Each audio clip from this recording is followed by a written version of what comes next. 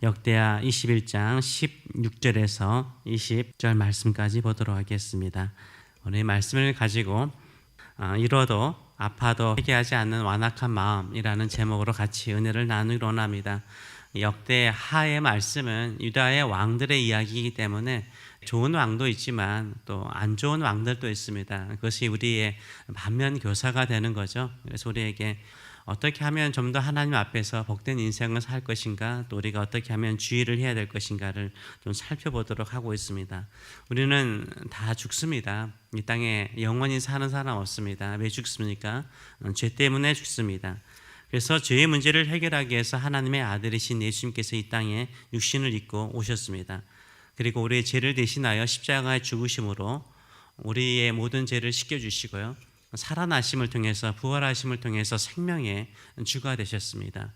그래서 우리를 다시 살리실 주님이 바로 우리 주 예수 그리스도이십니다. 죄는 우리에게 사망을 가져왔습니다. 또한 이 땅에 살아가는 사람에게 죄는, 특별히 하나님의 백성들에게는 징벌이 있을 때가 있습니다. 죄 때문에 하나님의 징벌을 받을 때가 있습니다. 그래서 하나님께서는 죄를 통해서 우리에게 징벌하실 뿐만 아니라 죄에서 돌이켜서 회복하기를 원하시기 때문에 우리를 징벌하시는 것입니다. 그럼 하나님의 징벌 앞에서 우리는 어떻게 반응할까요? 많은 사람들은 당연히 회개하고 돌아올 것이라고 생각을 합니다. 그러나 제가 목회 현장에서 봐도요, 또 성경 말씀을 봐도 이렇게 당연하게 회개하고 하나님께 돌아와서 회복의 역사, 오히려 이전보다 더 큰 복을 받는 사람도 있지만요, 그렇지 않는 사람들이 꽤 많습니다. 왜 그렇습니까? 이게 죄성이죠. 완고한 마음 때문에 그럴 때가 참 많습니다. 많은 사람들은 자신의 완고하고 고집스러운 모습으로요, 죽을 때까지 자기가 원하는 방식대로 살아가다가 하나님의 회복을 경험하지 못하고 하나님이 그 회복 이후에 주시는 축복까지도 얻지 못하는 경우를 보게 됩니다. 오늘 본문에도 이렇게 자신의 완고함으로 망하는 사람이 있습니다. 바로 여호사밧의 아들 여호람입니다. 여호람은 죄를 지었기 때문에 망한 것이 아니에요. 중요한 건 여기에서 죄를 지었기 때문에 망한 것이 아니라 회개할 수 있는 기회를 여러 번 받았음에도 불구하고요, 끝까지 하나님께 나가지 않아요. 완고함으로 고집하다가 결국 하나님의 말씀대로 그가 망하는 것을 볼 수 있습니다. 여호람을 통해서요, 내 안에 있는 이 완고함, 고집스러움을 한번 살펴보는 것이 필요하다라고 생각합니다. 첫째는 하나님은 완고한 자에게도요, 기회를 주세요. 기회를 주십니다. 하나님은 징벌이 있기 전에 반드시 경고가 있어요. 질병도 의사들은 항상 말하죠. 어떤 병이 생기기 전에 항상 전조가 있어요. 이 땅에서 무슨 일이 일어날 때도 전조가 있잖아요. 이 병도 전조가 있어요. 몸에 증상이 있어요. 이러면 무리하면 안 되겠다, 이런 생각을 딱 줘요. 그때는 무리하지 말아야 되는데 살다 보면 이럴 수 있지. 이렇게 하다 보면 이제 병이 커지는 거죠. 마찬가지, 하나님은 북이스라엘 선지자였던 엘리야는 북이스라엘 선지자였거든요. 남유다의 왕인 여호람에게 편지를 보내죠. 14절에서 15절의 말씀을 보게 되면 이 엘리야가 이런 말을 합니다. 여호와가 네 백성과 네 자녀와 네 아들들과 내 모든 재물을 큰 재앙으로 치시리라. 또 너는 창자의 중병이 들고 그 병이 날로 중하여 창자가 빠져나오리라 라고 미리 말씀을 하세요. 얼마나 좋아요. 미리 경고하는데 경고를 했어요. 그래서 전쟁으로 인해서 백성들도 재물도 심지어는 후궁들을 말하거든요. 왕비들도 잃을 것이라는 거예요. 그리고 너는 중병으로 해서 죽을 수 있다라고 말을 하고 있는 거예요. 경고라는 건 뭡니까?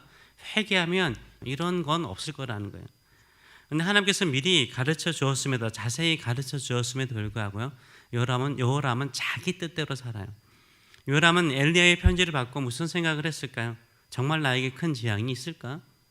진짜 전쟁을 통해서 내가 자녀들과 아내들을 잃어버릴까? 내게 중병이 생길까? 에이, 헛소리겠지. 그냥 나를 겁주려고 하는 거겠지. 이런 생각을 했던 것 같아요. 그런데 하나님의 말씀대로 큰 재앙이 여호람에게 임합니다. 16절에서 17절 말씀 보게 되면 여호와께서 블레셋 사람들과 구스에서 가까운 아라비아 사람들의 마음을 격동시키사 여호람을 치게 하셨으므로 그들이 올라와서 유다를 침략하여 왕궁의 모든 재물과 그의 아들들과 아내들을 탈취하였으므로 막내 아들 여호아하스 외에는 한 아들도 남지 아니하였더라. 엘리야를 통해서 예언한 하나님의 말씀대로 다 된 거예요. 큰 전쟁이 있어서 블레셋 사람들과 이 구스 지방에 있는 아랍 민족들이 침공을 해가지고요, 재물도 잃어버렸죠. 아내들도 다 빼앗겼죠.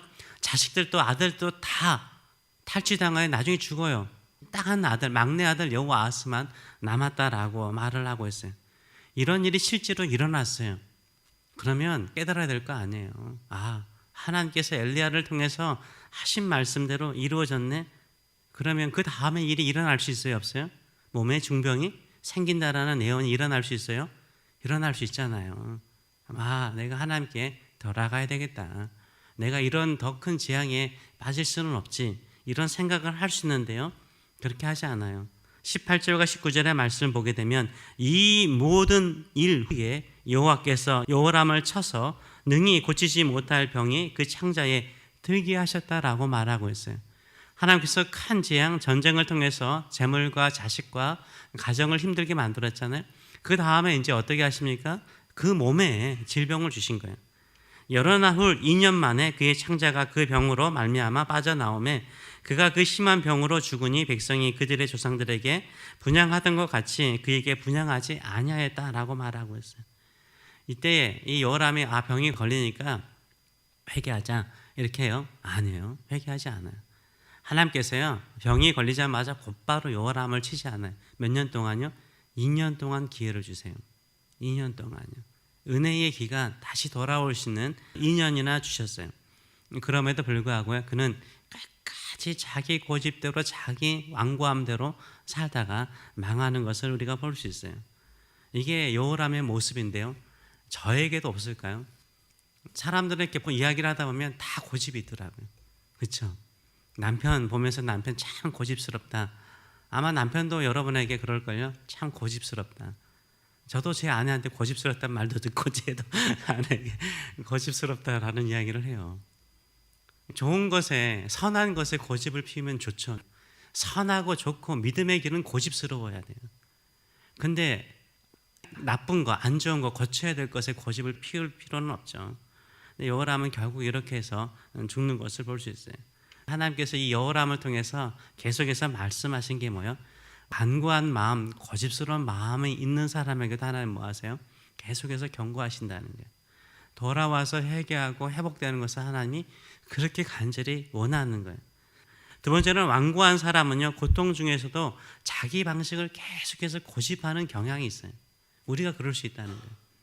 이럴 때 어떻게 해야 돼요? 이럴 때 돌아와야 되는 거예요. 저는 이 새벽 기도가 참 좋다라고 생각을 해요. 밤에 되면 모든 근육과 모든 마음들이 피폐되어 있어요. 그렇지 않아요? 잠이라는 게 얼마나 좋은지 몰라요. 잠이라는 게 피부를 풀어주죠. 마음을 릴렉스 시켜주죠. 회복하죠. 근데 이 첫 시간에 와서 하나님의 말씀을 듣고 하나님께 나의 고집과 나의 생각과 나의 모든 것을 내려놓고 하나님의 뜻대로 하시옵소서. 나는 하나님의 은혜 없이는 살아갈 수 없습니다. 하나님의 자비 없이는 살아갈 수 없습니다. 이렇게 부드럽게 하는 마음이요, 하나님의 은혜를 담을 수 있는 그릇이 되는 거죠. 하나님의 축복의 길을 따라갈 수 있는 마음의 여유가 되는 거예요. 조급하지 않아요. 조급하지 말라는 거예요. 하나님이 앞서 행하신다는 거예요. 하나님께서 우리와 함께 하신 것을 믿으시는 저와 여러분 되시길 축원합니다. 여호람은 더 비참한 게 있죠.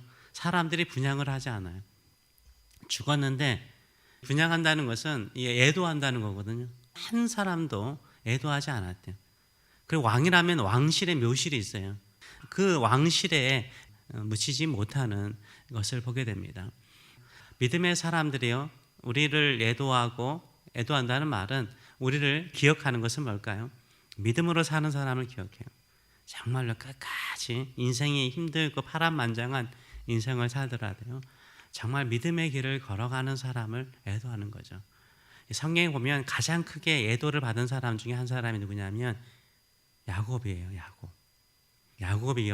야곱이 애굽에서 죽지만요, 그의 시신을 어디에 묻히죠? 헤브론 땅에 묻혀요. 야곱이 자기가 뭐라고 그랬어요?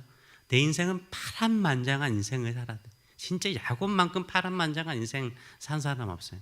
근데 야곱이 죽고 난 다음에 요셉과 그의 아들들이요, 이 시신을 가지고 올라와요. 얼마나 슬퍼하는지 애도하는지 애굽의 눈물이라고 그래요. 사람들이 하도 많이 슬퍼하니까. 근데 야곱이 어떤 사람이었어요? 그도 참 요거랑 못지않은 고집스러운 모습이 있었어요. 근데 어때요? 끝까지 하나님 붙잡아요. 뭐 어디를 가든지 야곱은 기도하는 사람이었어요. 끝까지 하나님 붙잡아요.